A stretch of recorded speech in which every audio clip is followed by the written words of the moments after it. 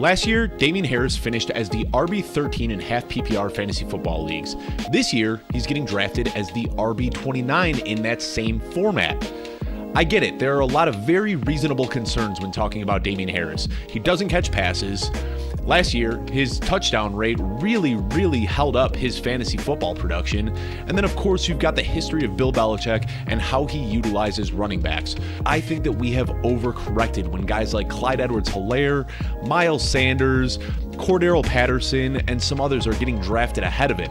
I'm Dave Kluge with Footballguys, and I am here to tell you why Damien Harris is a phenomenal value in this year's drafts, whether it be in best ball, redraft, or dynasty leagues. If you haven't already, be sure to subscribe to our YouTube page. That's youtube.com/footballguys. You'll be able to see content coming at you every single day throughout the entire offseason. Now let's go ahead and dive in. Going back to the 2020 season, Damien Harris has been the clear favorite for the Patriots.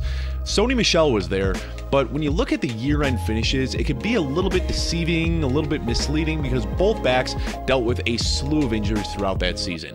They played in 2 games together, and in those 2 games where Damien Harris and Sony Michel played, Damien Harris saw 27 carries for 130 yards, and Michel saw 17 carries for 57 yards. Obviously, after that season, Sony Michel was cut, Damien Harris was made the lead back, and then Rhamondre Stevenson was drafted late in the 2021 draft and muddled everything up a little bit.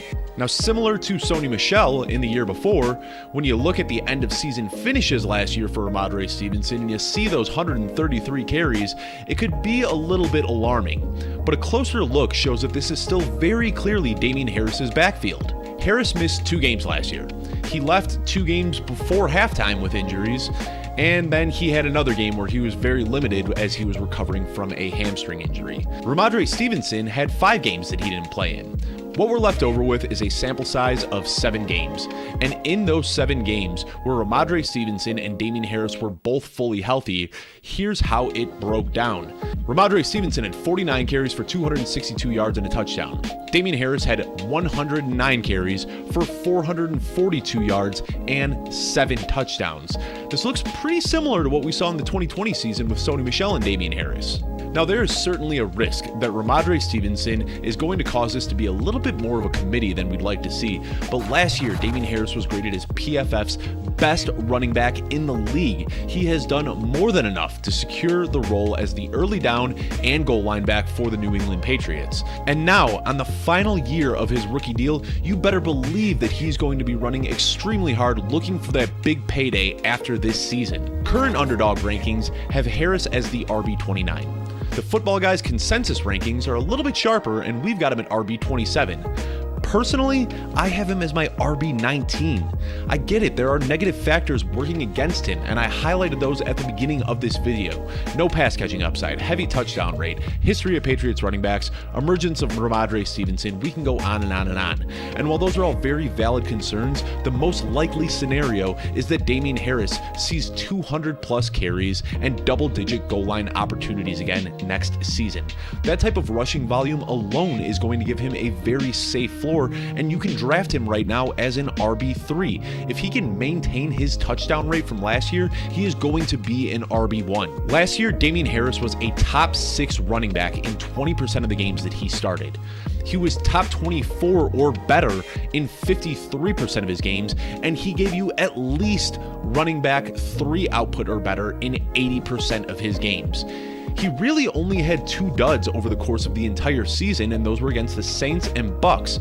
In those 2 games, he totaled 10 total carries, as both teams were top run defenses in 2021. If you take away those 2 games, he averaged 14.6 carries per game last year, which would have been a top 10 running back workload. And in addition to just seeing a lot of carries, he's getting premium carries. He was 5th in red zone carries, he was 2nd in carries inside the 10-yard line, and he was 3rd in carries inside the 5-yard line. Damien Harris is getting drafted at his absolute floor right now. He's going to give you RB3 output or better almost every single week, and in those weeks where he sees 15 to 20 touches and goal line opportunities, he's going to put up RB1 numbers. Right now, we have overcorrected overreacted as a community and pushed Damien Harris way too far down draft boards. Feel free to draft him as early as RB20 because as we get closer to the season, that's about where I expect his ADP to land. Thank you so much for checking this video out. If you like it, be sure to drop a comment down below. Subscribe at youtube.com/footballguys, and I will see you next week.